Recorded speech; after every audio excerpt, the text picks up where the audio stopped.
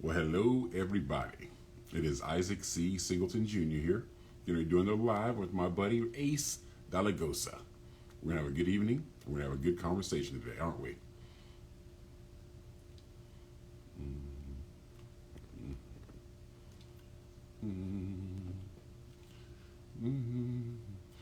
All right, I see that Ace has sent in a request with her. Come on, computer. Oh, awesome. And the computer is not doing Cool. it. Yeah. Yes. Hi, everyone.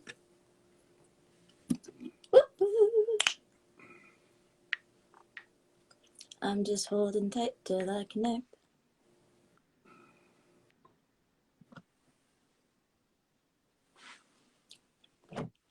We're getting there, hopefully. Oh, Hello, Ace. If you're out there, please resend. Oh, there you are. Ace is now joined in, and she's drinking water. water.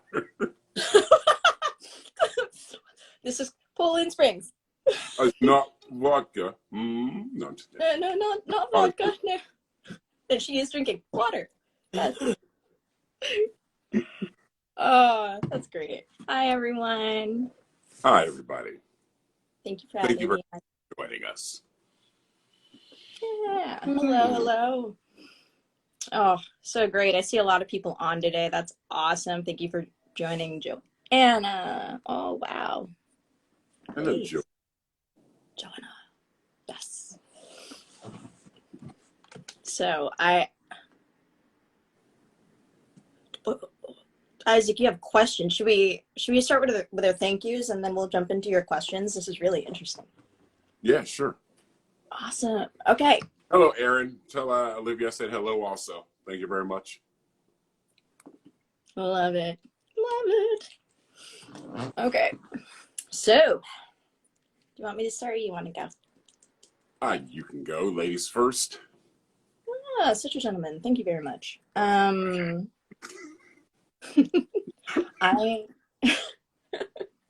I am thankful for the area that I live in Los Angeles. I feel like the neighborhood, seriously, and sincerely, like I walk around a lot because I miss, one, I don't have a car, two, one, I don't have, I shipped my car to my mother to, for that. You were very nice, dutiful daughter. Sent her your own car. All the way to the other side of the country so your mother could drive. That's nice. Yeah, well, when her car broke down in New York City and the pandemic hit and, the Asian hate movement was happening. Oh, the Asian discrimination violence acts, those really put a stressor on your daughter when you're across the country and you want her to be safe. Yeah. So I sent her my car and I walk around here because I also miss New York City. Yeah, and it's kind of nice. I get to walk around, speak with like local awesome coffee shops. And today, like a car just drove by and waved at me and like cheerfully, like just said, "Hey!" And I was like, "Oh, I like this. This is some good treatment. All right, cool, thank you." I'm also thankful for these lives because we get to practice speaking to a live audience. And it also helped build a lot of my, It also helped build, hello, Max. Hi, Max. It also helped build a lot of my confidence in front of an audience, as well as kept me connected with you. So I'm very thankful for you, Isaac. Thank you very much for doing these lives with me every week. Oh, my pleasure. And I want to say hello to my good friend, Alina. She just joined also. Hope she's doing well. Yeah, that's great. I pass off to you. All right, then. So what am I thankful for? All right, this past week, I'm very thankful that I was invited to a couple of great gifting suites and got some really fun and exciting things and saw some old friends I hadn't seen in a while. So that was fun. So I'm thankful for that. I'm really thankful to be included in that list, to actually get invited to those. So I thank the Harris brothers for inviting me, and I had a great time. It was a lot of fun. And at the gifting suite, the first gifting suite I went to, I met two wonderful women from Alaska who have this company called Miss B's, which Molly has this company called Molly B's Cookies, and they were very tasty. Anyway, we hit it off and we really had a good time. We went out to lunch yesterday because they flew back to Alaska today. And I drove them out to Pacific Palisades. We did a little thing over there by Bel Air, did a little filming and all that kind of stuff. Just had a good time. It was great to meet them. And I like the fact that they're praying for me and I pray for them also. So that was very thankful. I'm very thankful for that. And always, I'm just thankful for the family that I have been born into. And I'm thankful for my health and happiness because I'm pretty much a happy guy every single day. So I'm thankful for that too. So those are my three things that came to the top of my mind just now. I love it. I wish I had like a confetti popper every time you say something. That would be Because I know. But then all the cleanup though. There has to be a way to do a digital one, right? Yeah, okay, yeah. Digital confetti, because you know those ones punk and all. I'm like, oh gosh, here goes my living room again. You know what I mean? Yeah. But it'd be in your house. I guess it wouldn't really bother me that much if you pulled it. Fair point. Yes. Mm-hmm. Yeah, that's good. That's amazing that you had all of that happening today. I want to say, like, can we talk about like very random, interesting things that happen to us on a day-to-day basis? I could be happy to talk to you about that. Yes, sure. Okay. Because like before I did this live today, I was walking back to my apartment, Mm-hmm. and I see this guy in this his name is Ken Bon, Kenbhan.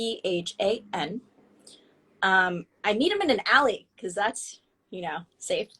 And he's wearing like very the fashion sense there. I was like piqued. I was interested. I'm like, this is great. I see vintage dope shoes matched with a Michael Jackson type jacket, leather jacket. Very cool. Awesome. What's going on here? Thriller days, back in the day in Thriller days, that jacket? More like marching band. Oh, that one. Okay, where it looks like a general. Okay, then, yeah, I know what you're Yeah, like a military jacket. And I was just like, this is what's going on here? What is this? Did it have epileptic shoulder and everything? It was a bit sleeker. I liked the way it looked. It looked like it was like custom made for him, and I was like, I want that jacket. Oh, you wanted his jacket. Okay, then. Yeah, and this is the thing that gets me in trouble. So anytime I look at a dude, it has nothing to do with the dude most of the time when I first see somebody. Uh-huh. It's what they're wearing, it's what they're driving. I'm like, ooh, look, car. Ooh, awesome. Jacket, shoes, dope. And then I forget their name. So like until somebody actually engages me in an intellectual stimulating conversation, do I remember their name? Yeah. There's a reason why I remember Ken Bon's name. And what was that? He's a magician that talks about quantum physics. Right? So he was explaining. Yeah, he was doing a magic trick. So he was like, hey, do you mind if I do a magic trick? And I'm like, this is probably a line, but sure, whatever. And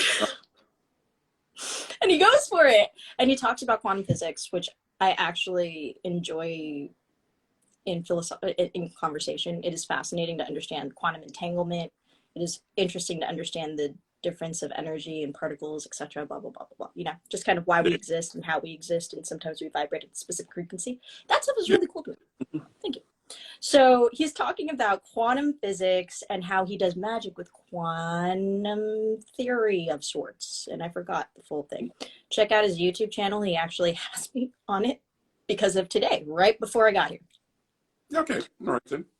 Right? Yeah. So he's talking to me, telling me about these magic tricks. And I'm like, this is really cool. And then because we were talking about something fascinating that actually gets my brain juices moving, I remembered his name. I see. Yeah, so that was the interesting thing that happened to me today. How about you? But then when you walked away, did you put your hand in your pocket and his phone number was in there automatically, like magically? No. Oh, it wasn't magical. I was like, oh, awesome. Thank you so much for putting me in your video, taking the chance and whatnot of a random stranger taking a card from your deck in your wallet. Awesome. I'm I'm gonna I gotta run and do this live, but here's my contact info. We'll talk soon. Run. Oh, so you gave him your number. Ah, I see. Yeah, tag me on Instagram. Bye. That was what I did. So you, what about you? Well, I had, you know what? Today I've been in the house all day long, so I have not left to run into anybody to have any kind of interaction. I've been in here on my computer and that kind of stuff, trying to take care of business types things today. So I haven't left. So you're the first kind of interaction I've had with a human being today, and I haven't seen anybody in person. Oh, I'm honored. I appreciate that. And that is interesting. Like, I actually kind of cooped myself up the past 2 or 3 days because I'm getting ready to speak on Thursday. So this is like the only time I'm going to use my full voice until Thursday. So, like, it is kind of interesting when you coop yourself up and you kind of, like, I found out that there was a last Resident Evil. Like they're not going to make any more ever. Like it was like the last one, and I didn't know. I was like, yesterday I was going through Plex because I was like, you know what, I'm gonna look at stuff, see what I haven't watched in a while, and then I see Resident Evil, it's just like the last story, and I was like, it ended. 10 years. It ended. When did it end? And I see Ruby Rose in it, and I'm like, oh, it ended around that time, like before the pandemic. Interesting. Yeah. Mm-hmm. Well, weird. I have never seen any of the Resident Evil movies. I know about Hellraiser and everything. I just never seen them. That was actually like. Sure, I know who's in them, but I didn't want to start by seeing the second and third. And sometimes I'd be somewhere and like, oh, we got the second or third one. I want to see the first one first. So I've not seen the first one to go see the second one after that. So that's why I've never seen them. I know about them. I haven't seen them.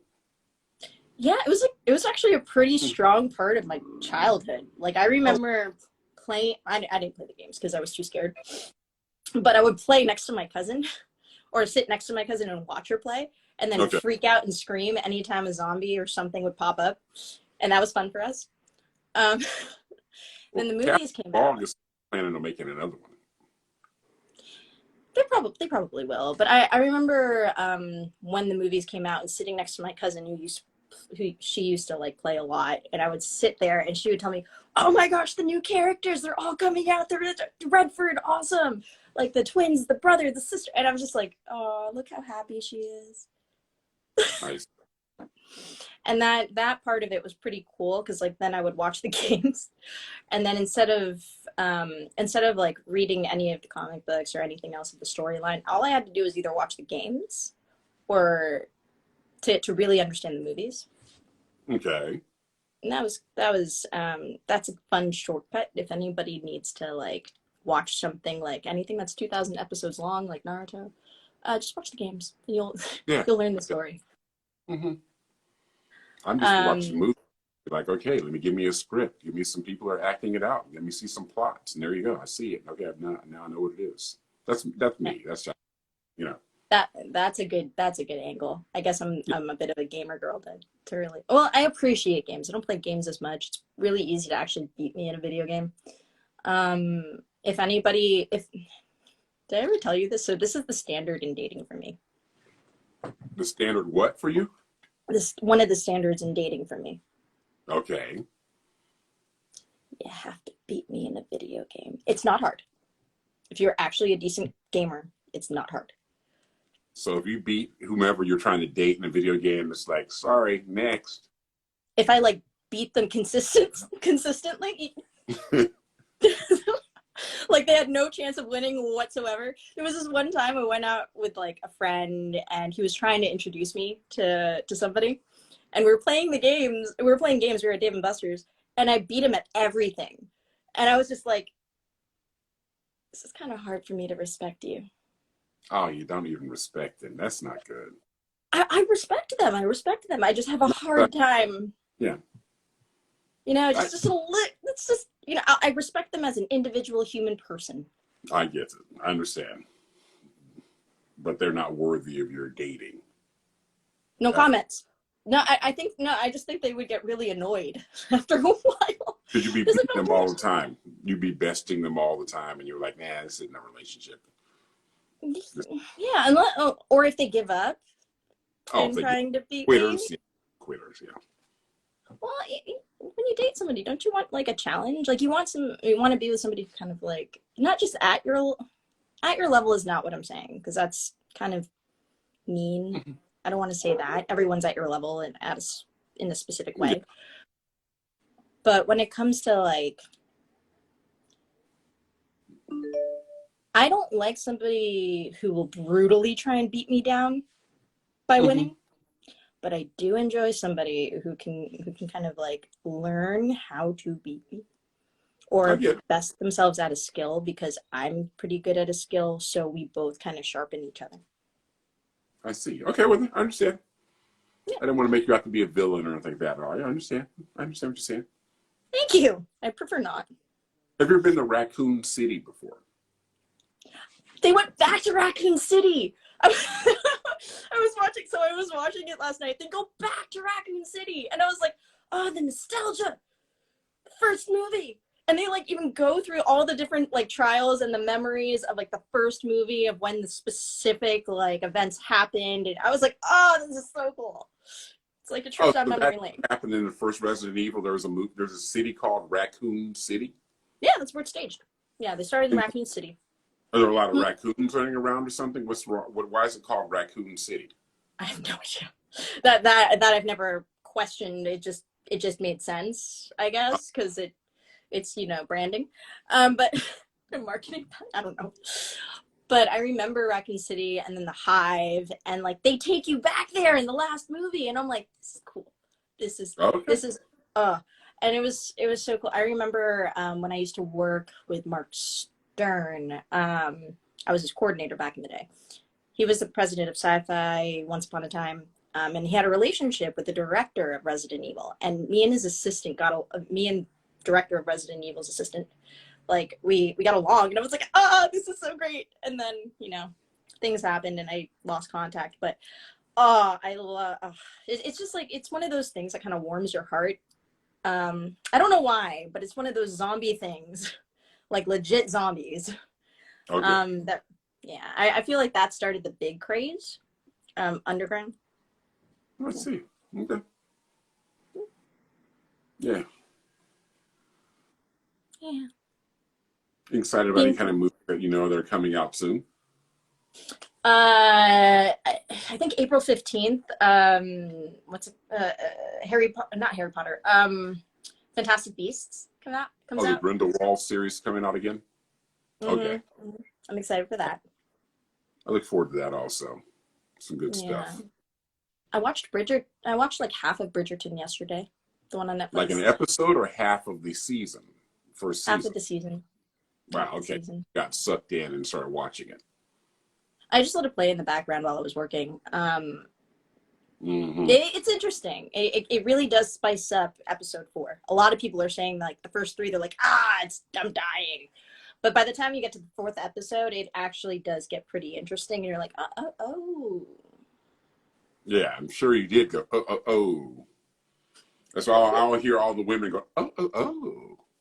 Yeah. I'm not watching. I hope they do. Hear these if anyone does that. Booning over it, that's all. It's good. It's really good. Leave. I'm not their demographic. Understandable. Yes, they're not. Yeah, makes sense. I'm gonna make sure my lights are on. You can see me. But it's good. It's good. The demographic, not so much. I understand, even though it's Shondaland. Yeah, she doesn't write for me. She doesn't write for me. I mean, she can put you in it. Yeah, but I'll be happy to be in it, Shonda. Yeah, give me a chance. I'll be up in your movies on your shows all day long. Yes, sir, Bob. There you go. But my sister definitely loved Kerry Washington in the other show that she did. Yeah, she did a great job. It's so funny. I remember watching Stuart Little. Did you know that was like her first shot? No, she did. She dealt with Stuart. She She did. was part of Stuart Little. I didn't She know did. that. She did Stuart Little. So did M. Night Shyamalan. Like, Know this. Wow. yeah, if you watch, yeah, the one with the voice of Michael. You know who I'm talking about? I know the Stuart Little. It's a cartoon, right? There's the About a mouse. cartoon, and there was a movie. There were two movies. Okay. There was one and the sequel that came out. Okay. Yeah, she did that. M. Night Shyamalan. It was really weird, but I didn't Cool. expect it. But yeah. Yeah, someone else is saying Doctor Strange and the new Top Gun movies. I'm looking forward to both of those also. Okay. Especially Top Gun, since they've been trying to release that for the past 2 years now because of COVID. They couldn't. They didn't want to. They wanted to wait to an audience to get to the movie theater. So that's cool for them to waiting. And I do want to see the new Doctor Strange when that comes out also. Yeah. Benedict Cumberbatch, really good actor. Really is great, isn't he? He is fantastic. I actually I was wondering if there was a sequel. Are there two movies? There's only one, huh? They have already done two Doctor Stranges. Okay, so there's a third. Mm-hmm. Okay. But that's a Marvel universe. They can do as many of those as possible as they want to. Do you think Josh Whedon would continuously do it? I'm sure if he's passionate about it and he likes what's going on, I'm sure he'll keep going and doing them. Why not? As long as you're passionate and happy, why not do it? Yeah. Yeah. Yeah. I remember when he did Buffy. That's the first time I really remember his name, like hearing Buffy and also Angel. Yeah. I I was used to more watch those. because that was Angel's like I'm the demographic. I was watching Angel. Other people were watching Buffy. You know what I mean? I'm not the Buffy kind of guy. I'm an Angel kind of guy. Okay. That's all. I watched both. I remember my sisters, because they're older. I was like 6 years old when I watched like the first episode. Mm-hmm. And then as I got older, my mother would go to work around like 5 o'clock in the morning, 5:30. So she always woke me up to say goodbye. Otherwise, I would scream and cry for like ever. You would? Yeah, I would. I was such a mommy's girl. Yeah. From 5:30 a.m. till 7 a.m., TNT would play Buffy and Angel. Okay. And then Charmed. And you didn't have to go to school? You were 6. I was 6, yeah, but I was up early, and then I had to go to school at 9. Oh, your school didn't start until 9 for you? Yeah, school didn't start until like 9 a.m. Wow, okay. And then as I got older, it started earlier and earlier, and I did not like that. Yeah, I remember going to school around 8 o'clock or so. Yeah, getting ready at 7 o'clock in the morning, go to school. Yeah, I remember getting up around 5:30. I remember getting up at around 4. And then I think when I moved to New York, I started getting up. When I was doing radio, I was like up at 2 a.m. And then I would be in the studio running the boards overnight during an internship because I just didn't sleep then. I had so much energy. Okay. Normally, I had so much energy. Now I sleep in around anywhere between 4 to 9 a.m. 4 a.m. is sleeping in? It can be if I go to bed around 8. Okay, you don't see me in bed at 8. Unless I have the early call time on a film the next day. I'm not in bed at 8 o'clock ever. Yeah, I'll do it twice. Usually around I like going to bed at 8 and then waking up early, but sometimes I have to stay up late or I can't sleep. So I'm just like, yeah. But a good portion of the time I do my best to keep with the 8 hours of sleep. I am older than I look, so yes. The sleep helps me stay young. Mm-hmm. That is something that I'm grateful for, though, the whole Benjamin Button thing. I was thinking about that the other day. I mean, it was a neat concept, but I just knowing about physics and size, you don't shrink down to the size of an infant and then turn into a zygote and die. You know what I mean? That doesn't happen. So I remember this one woman, and I'm going to be very frank and honest, and I loved her. We were doing an affiliate partnership together. Uh-huh. And she looked at me and like I kind of like sense a little bit of like, oh, you have such great skin. And she's older, right? She's like in her 60s. And I was kind of like, yeah, yeah. And she was like, oh, I want that skin again. And I'm like, I have this weird anxiety when it comes to people getting jealous of me. So I'm just like, shit, what do I say? What do I say? So she feels better. No, no, no, no. And then all of a sudden I go, well, at least y'all don't shrink. And she was like, what? She was like, I was like, yeah, yeah. She was like, Asians, you know, that you guys have such great skin and then you don't age. It's like part of your genetics. And I was like, yeah, it is. But we also shrink. So from like 6 foot tall, usually a good portion of the time, we tend to shrink in our 60s or 70s to like 5'2". If you started at like 6 foot, you kind of Okay. shrink. We might not wrinkle, but we do that. Well, you know, I've got a buddy of mine who's a comedian. One of his jokes, he talks about how he's an Asian man. He talks about how you look really good until all of a sudden you look 1,000 years old. And he's right about that too, because I've seen that also. I'm just watching my sisters. They're 15, 13, and 11 years older. So I'm watching them, just marking time to know when. When that old switch comes on, click. That way I'm like that way I can anticipate when to start buying the right clothing for that. So one day I'll get live and you're like, hey, can I speak to Ace? It's me, Isaac. I'm like, no, not your mom, Ace. Ace, I'm looking for Ace. It's me. Exactly. Yeah. Yeah. And you know how people say that, like, when you, what's the word? When you, wish upon a star. wish upon a star. Mm-hmm. Yes. When you want to determine what a woman's going to look like when she gets older, look at her mom. There's another, that made me think of another commercial that was so funny back. It came out a couple of years ago. But anyway, go on with what you were saying. Do you think that's accurate? In some cases, yes. In some cases, no. But in some cases, yes. I've seen the cases where it's like, yeah, she did end up looking like her mom. And so what happens in this commercial, this guy's talking about, he's like, hey, man, my new girlfriend's coming over with her mom.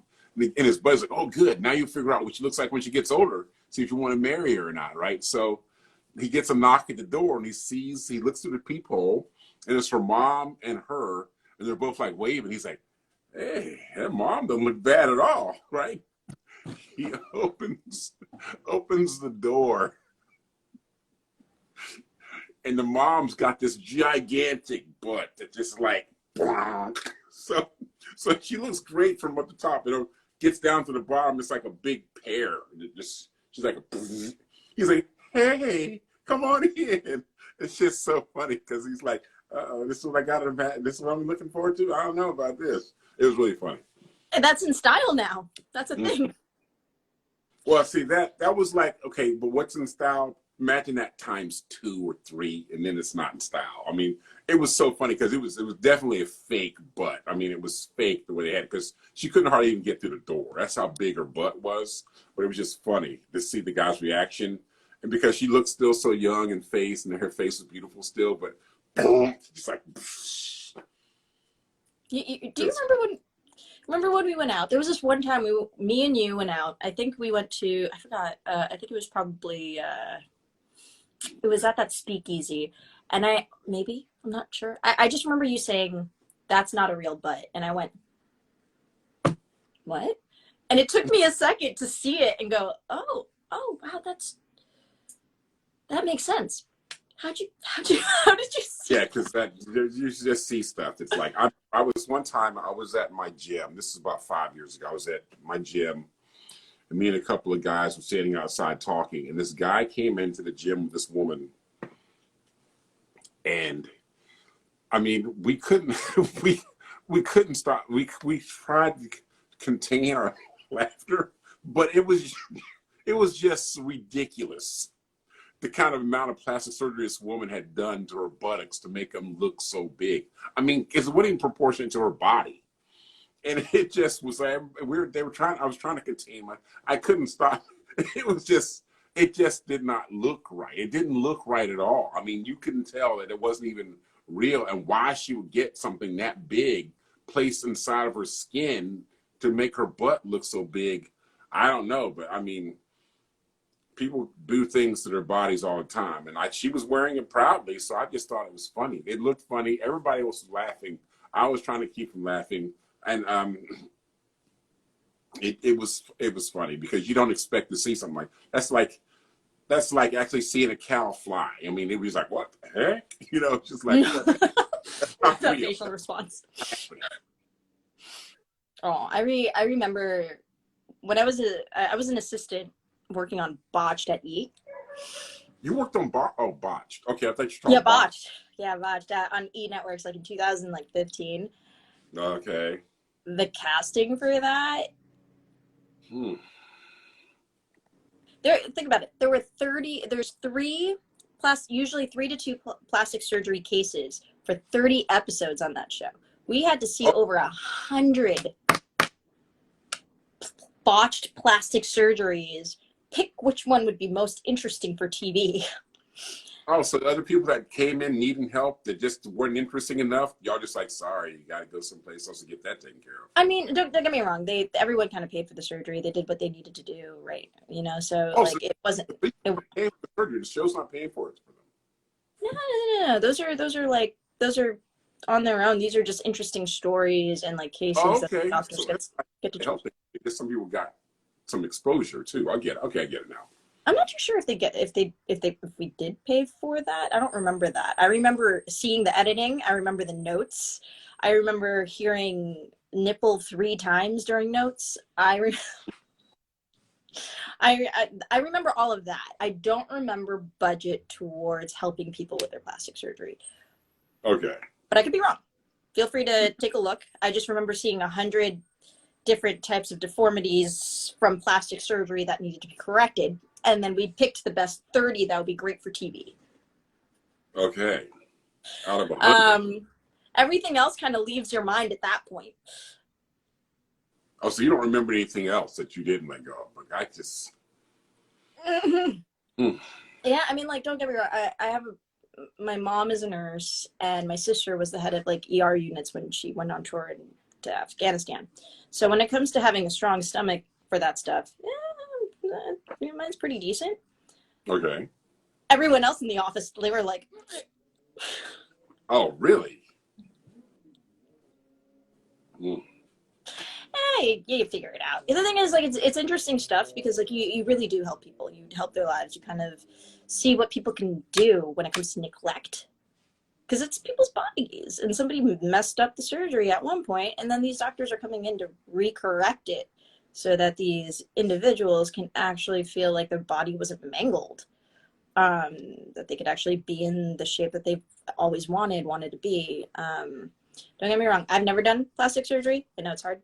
I eat a lot of, I've never done it, but like from knowing friends who have gone through transgender change, it is so imperative to do it right. Because you feel like a human, and that's what's really important. Yeah. I've seen some people when I talked to some people who've had surgeries that I didn't really think they needed, but they saw something on their face or their body that they think they needed to correct. And I mean, it was worse than it was before, you know? And that's sad when you pay to go get something done right and it comes out even worse than you were hoping than it was before, you know, when it was just natural. You got to spend more money to get that fixed. You're definitely not going to go to the same guy who did the first time because he obviously doesn't know what he's doing. And it's just something to see. But I mean, some people just aren't happy with the way they look or their bodies or whatever. It's just, it's just you can't. I don't know. You can't fault somebody for trying to improve, but it sucks when they're trying to improve. It really messes them up even worse. Or even if they die from something unnatural, from an unnecessary surgery, that's really the worst stories. Whenever someone goes and get a surgery done and doesn't make it off the operating table because something happened while they were getting the surgery done. Yeah, I can't judge somebody for wanting to change their body. If you want to change your body, it's a vehicle. Like this is right. This is all like at the end of our days, as we go into existential theory Yeah. here, this is gonna go right. Uh-huh. It comes, goes. You can maintain it. I've seen people actually start doing Botox at the age of 15. Now that's really interesting to me. Yeah. I haven't seen that young. I've seen 18-year-olds and 20-year-olds doing it, but not 15-year-olds. God, what I've mother seen would? nose jobs at 16. I've heard of those. Certain people have done that. Yeah, I can see that, you know. But then kids are cruel too. So you go to school, you go to high school or even elementary school or junior high, you know, kids are they always find something to make fun of you for. Always. They I never do. hurt my feelings when, you know, people would make fun of my voice when it was changing. When it changed, I had a deep voice in high school. But it was funny to me because, you know, it was almost like a compliment. Like, they would always be like, Isaac, you know, and say stuff like that. Try to say it in my deep voice. But, you know, I'm just glad I had the voice.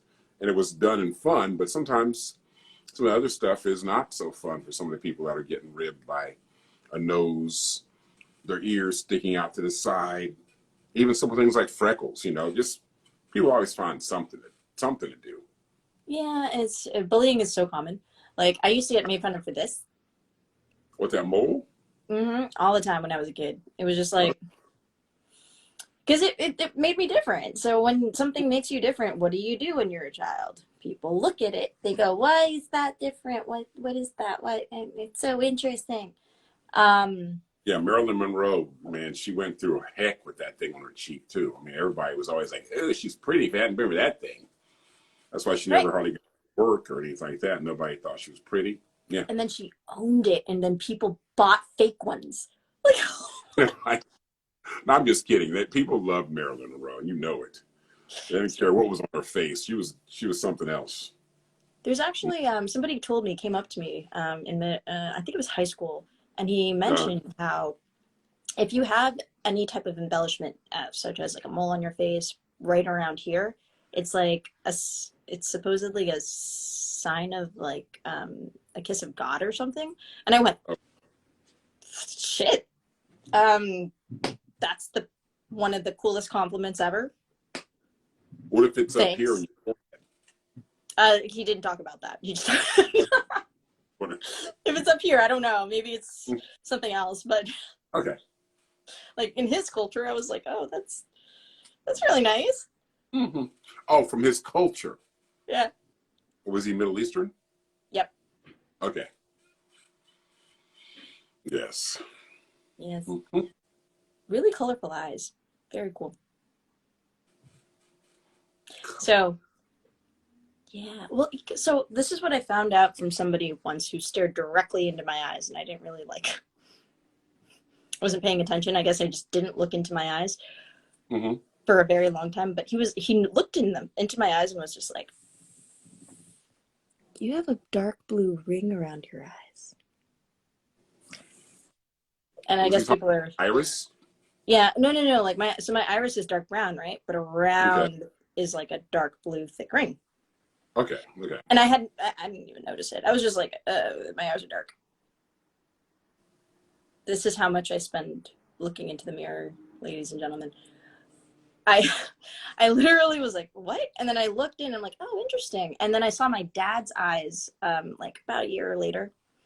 I went to go visit him. I was living in LA and I went back home.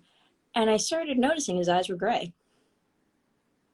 So I found out later that specifically for my dad's line, like genetically, my eyes, the blue, actually pours into my iris, and the dark part of my eyes actually fade out, and I get blue eyes as I get older. Oh, really? Yeah, So that that's was another. We'll know that you're getting older. You see your eyes starting to fade away and see a little more gray yep. That's how you as know the I'm 70. Dorian Gray aspect of your face happens too. Mm-hmm. So 72. That's how we'll know. Okay. If everybody doesn't know who Dorian Gray is, there's a painting. There's a guy. He stays young. The painting ages. That's the story of Dorian Gray. If you wanted to know about that, there's a story about that. But anyway. Dorian Gray is a fantastic gothic tale. So, Mm-hmm. and it's employed in a lot of movies, TV shows, such as Sabrina, The Chilling Adventures of Sabrina. You know. It was also in that movie that Sean Connery was in about the Oh yeah, the 20,000 League Leagues of Under. Extraordinary Gentlemen. Yeah, legal. Yeah, that's what it was. Yeah, but Nemo, Captain Nemo was in there. Captain Nemo. I think my favorite scene watching that movie was the vampire. So she like it was kind of cool how there was the whatever henchman was behind her and saying like, "Isn't it cool or sweet how all these men will do anything to save you?" And she's like, "Oh, you poor thing," and like eats him and kills him right there on the spot, thinking that she needed to be saved. Him thinking she needed to be saved when she got it. Yeah, That was dope. That was encouraging and inspiring for me. I loved that scene from that movie.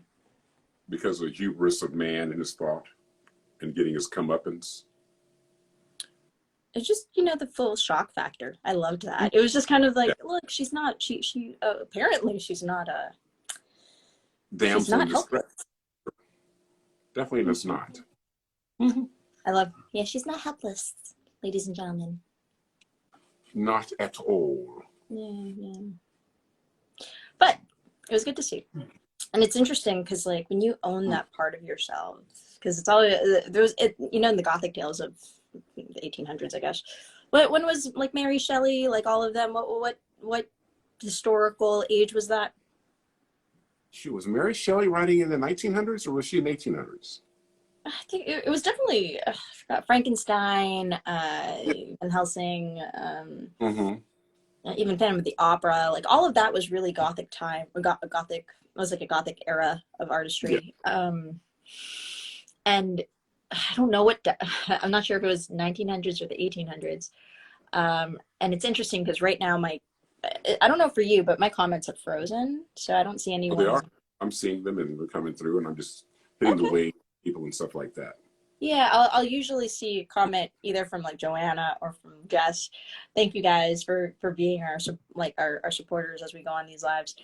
They'll be like, it was the 1900s. It was the. I'm like, thank you, thank you, thank you, thank you, thank you. Okay. But essentially, around that time, what I found interesting about the literature was you had that dual aspect, right? You had the Jekyll and Hyde, you had the Phantom of the Opera, and then Christine. And it was so fascinating because like they were polar opposites of one entity. So like the darkness and then Mm-hmm. the purity, and then how it would intermingle in a story. I loved that. I thought that was so fascinating. Yeah, that is cool. Yeah. It was like the light self and the shadow self of a person. Now, do you remember the movie Christine? The car? There's a movie called Christine, I think it came out in the 80s. It was about a car that was possessed and it would come get you. It was The like car. the car, turn on, run over you, that kind of thing. Yeah, Christine is the name of the car. In your house? Like it found? Well, it couldn't come in the house, but I mean, if you were outside walking the street or whatever, or in the sidewalk, it'd run up over you and get you. Oh, Yeah. okay. And it was like an older car, like a car from like 1950s, like that had that, that sort, the big front trunk and the wide body, something like a 57 Chevy kind of a car that was just coming at you, coming for you, gonna get you. Christine was the name. Mm-hmm. I will never name my car Christine Mm-hmm. because you told me. Thank you for the warning. Oh, that's really interesting. Cars. Well, I think about some of these things that happen, things that go wrong, like Cujo. Do you remember Cujo? Cujo is another horror picture. This family has a dog, and it's a nice dog, but it gets bitten by something that's got rabies. Now it's rabid, and it's trying to kill the family. It's trying to kill people. And I remember the scene where they're stuck in their car, and Cujo's on the roof, on the hood of the car, barking at him and trying to get at him. And yeah, Cujo. Yeah. Cujo. So watch out for the rabid dogs out there. Okay. Did you know that human beings, once you start exhibiting the the signs of rabies, you will not survive it and you will die. Did you know that? If you Did catch you watch? rabies? Yeah, there was a show called House. Do you remember that? I love how the I do lights go remember on. how. Mhm. Yeah. So it that actually talked about it a lot. I remember uh I remember like there was an episode where a girl gets bitten by a bat. She's That, homeless. okay. She was a homeless girl. She was homeless. She went through Okay. trauma of her family dying in a car accident, and then she was bitten by a bat, and she was the first case of rabies in the longest time, and then they found out it was rabies. Yeah, you don't usually survive rabies. No, well, you don't if you start exhibiting the signs. Like I Too just late. heard on Yeah. NPR. I listened to an NPR story about 6 months ago. I listened to all the NPR, and it was talking about this girl. She was a really nice athlete. They're in the Midwest, and she loved animals and stuff like that. So anyway, they're at church, and Mm-hmm. there was a bat flying around in the church service while they're in there. So anyway, somehow someone like knocked the bat out of the air, and it was on the floor flailing around. And instead of letting them kill it, she grabbed the bat to run and throw it outside so it could fly away. And after she grabbed it to throw it outside, it bit her. Oh, and then she got rabies But she didn't think about it. They washed her hand and they went on about her day. because it's such a rare And case. yeah, then later on, like a few days later, their hand was kind of red, and then she started feeling weak, and all these different things. And then they rushed her to a hospital because she kind of collapsed. And the hospital didn't know what it was, and they flew her to another trauma center. And this is like a week later now, or 2 weeks later. And while they're at the trauma center, this one doctor goes, "Oh, let me test you for this." She goes, "Oh, no." And sure enough, found out that she'd gotten bitten by that bat that no one thought about, and that she'd gotten rabies. But unfortunately, she didn't survive it because, that already the stuff had set into her system, and now it was It was too late. completely. Medicines and everything to counteract it before it really got into her system. Yeah, So yeah. That it's rough. That's so funny that it was a bat specifically too. So yeah. like in this episode of House, it goes through the different stages of how of rabies, but they just it didn't click for them either until the very end, and it went through every single stage. So fever, hydrophobia. You actually Uh-huh. like it. Just you're scared of water for some strange reason when you get rabies. Um, and But then you get dehydrated at the same time. yes, yes, but you That's why need water. foam in the mouth and stuff, because there's no you're not hydrated enough. Yeah, it's a really rare case, and it's so fascinating that it's carried. Both instances that we like experience of knowing this come from bats. Now Mhm. that's yeah, yeah. There's the looking it up. It's one of those things that you can't digress either. Like you can't go back as soon as it sets in. You can't. No, it's yeah. Once it sets into your system, that's it. It's in there. It's it. You're not. It's Yeah, not getting it. yeah. There's no reversing, and then there is like Mhm. stages towards the terminal end, and and people have to keep you away so you don't bite them either, because like you can carry it and share it with people if you, I Yeah. guess, like them. Yeah. Yeah. Anyway, that's just something to think about. Because I mean, I'm sure it's a painful, horrible death and feeling. Because you're dehydrated, your bones, your joints start locking up. You just, yeah. If you watch that episode, you'll see the whole digression. Good. And So it's, she did die, right? I mean, they didn't show it in the episode that she died. It was actually a sweet ending. Like one of the doctors came up to her and like gave her the closure she needed, at pretending to be her dead husband as a voice, and then because Oh, basically she became homeless from the trauma of her son. I think it was a son. Her child and her husband both died in this car accident. okay. She ended up on the street because she didn't have the mental health support nor the family support. And Hmm. in this episode, at the end, the doctor comes up to her and says, like, "I forgive you, don't worry." And then that's how Oh, the was end. she driving? I don't know. I don't Okay. remember, I'm but just I sitting here remember. thinking about plot points again. Like she drove and she was looking at her phone and crashed and killed them, and she lived and she has a survivor's remorse. That's just how my mind thinks. As a film guy, I'm always about things like, oh, well, why is she this way? Why does she feel that way? What And happened? that Mm-hmm. is why you are a good producer. Thank you. Thank you very much. Yeah, continuity actually really matters, especially if you're trying to figure out because when you think about a story, for any of the producers out there, writers, like And when you actors. find and actors, right? Mm-hmm. These are all the puzzle pieces to the story, and you want the puzzle pieces to fit correctly so you have the perfect masterpiece of an image. True. Right? Yeah. And like you develop these different puzzle pieces, you develop the characters, you develop the setting, you develop the emotional trauma, stage, place, whatever, to carry them into where they're going. So the idea of being able to, like you said, pinpoint why, what, how did that happen? Where is it coming from? Mm-hmm. That is actually integral to any production. Because if you have that, you have the best possible like Golden Globe winning production, because not many pieces have that. And that's the difference between a regular feature that does decently to, oh my gosh, that was mind blowing. Now, how did you, speaking of Golden Globes, how did you feel that they didn't have the Golden Globes this year because of the controversies going along with them? I think it actually is time. So, a lot of people have been expressing how we'll see if we want to watch the awards this year. Do they keep their integrity? Do we want to watch them? Will they actually match the um, general public's taste and Yeah. popular votes? I know,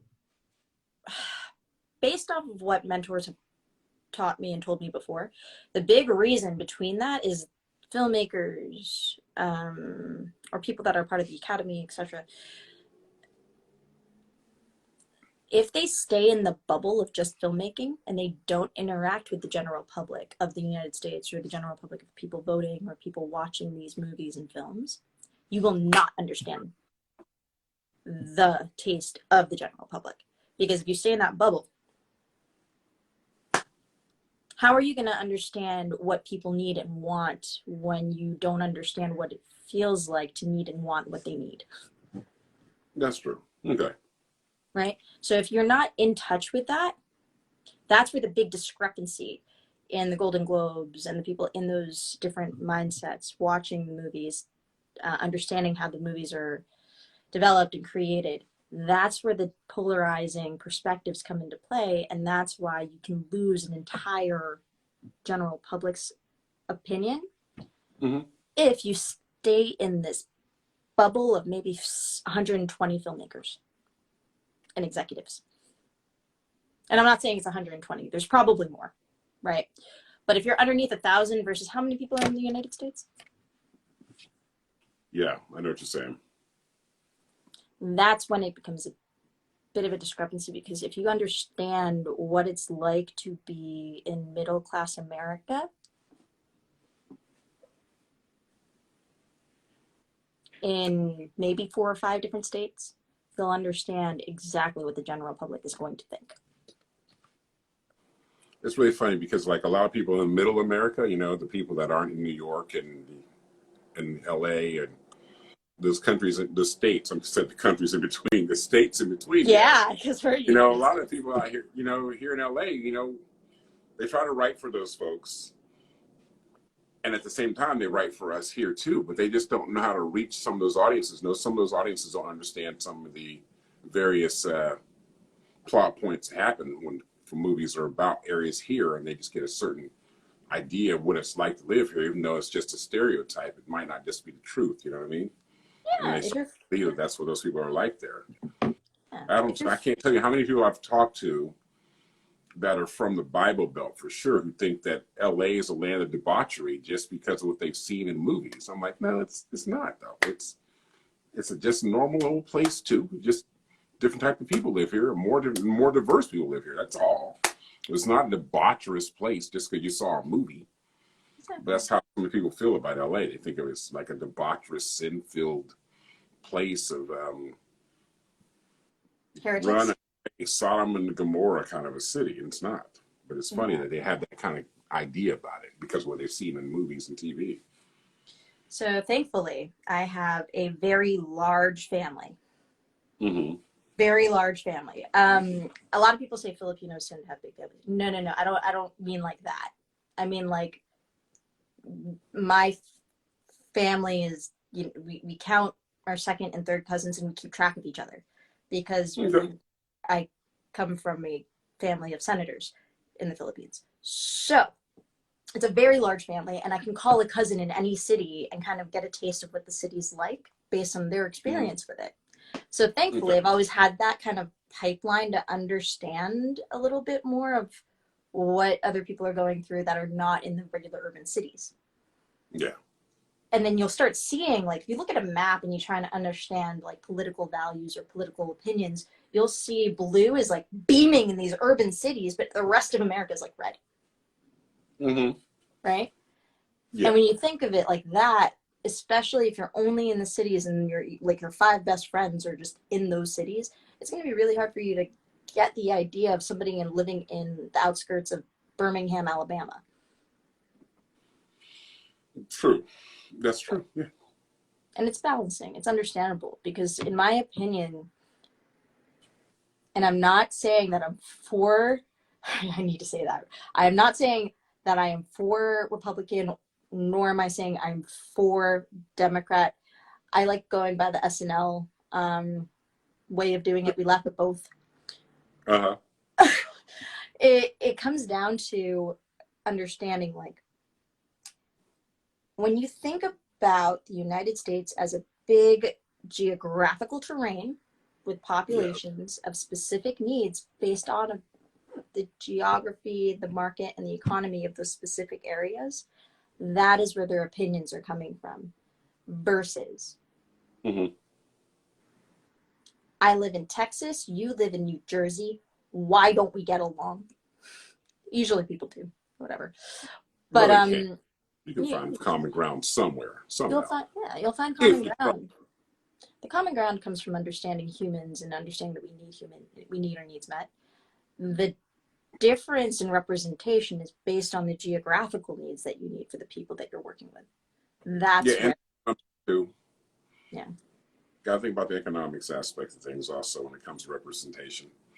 Because some senators are coming from cities and towns and country, or cities and states where their industry has nothing to do with an industry that's over here in California. You know, they're thinking about grain and, you know, growing things and making sure they can pay for their tractors and all that kind of stuff.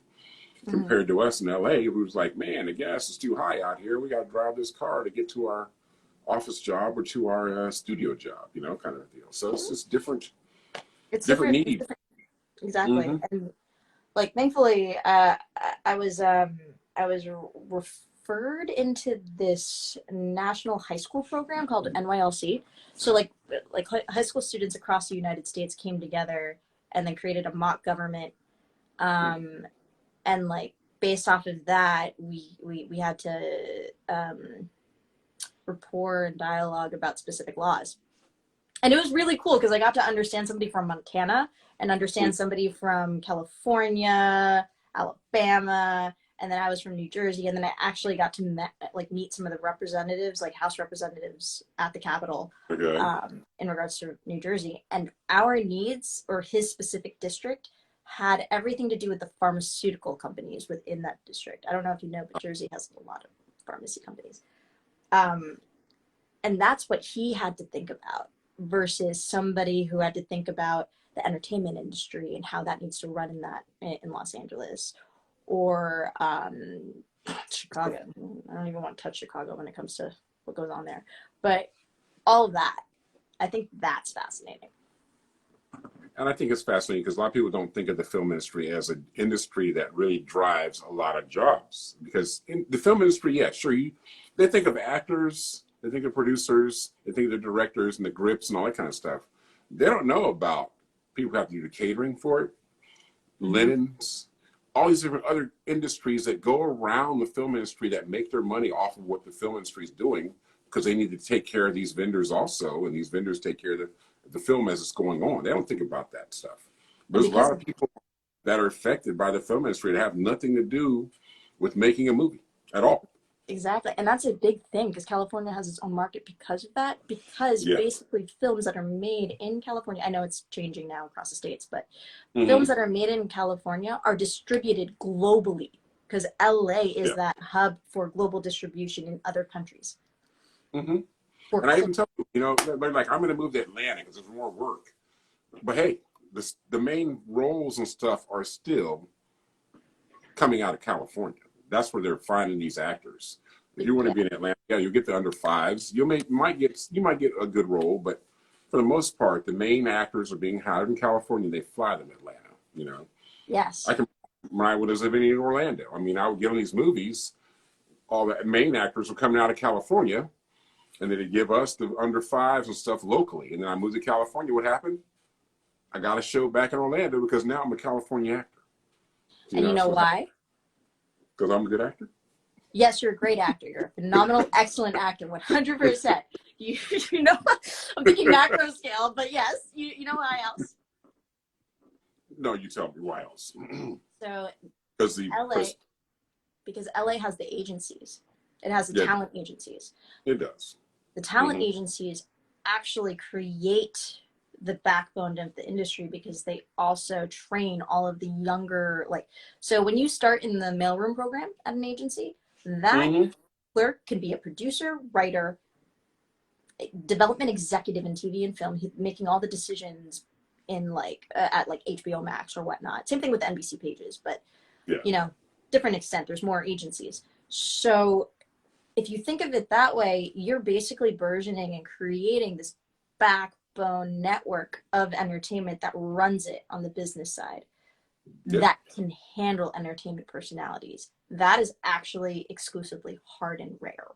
So if it's True. stationed here and the networking is here in LA, of course it's going to be here because this is where it has the firm grounding. Exactly. Just telling you all the investors out there that want to kind of invest in TV film, why LA? That's why. Yeah, we've got so many investors who are watching us right now. Oh, it's very possible. Yes, we do. Anyway, it's been more than an hour. It has. Oh my goodness. We should Yes. close out. Oh, Yeah. yes, we close it out. It was such a good conversation. I couldn't help it. I just want to say thanks for everybody for even joining in and watching and listening to us today. I hope you all enjoyed something. And I had a great time talking to you again, Ace. Thank you very much. Oh, you're welcome. Thank you very much for the time and your thoughts. I love these conversations every week. So, Same here. yes. Have a wonderful week, everyone. Thank you for joining. Thank you. Thank you very much. Have a great day.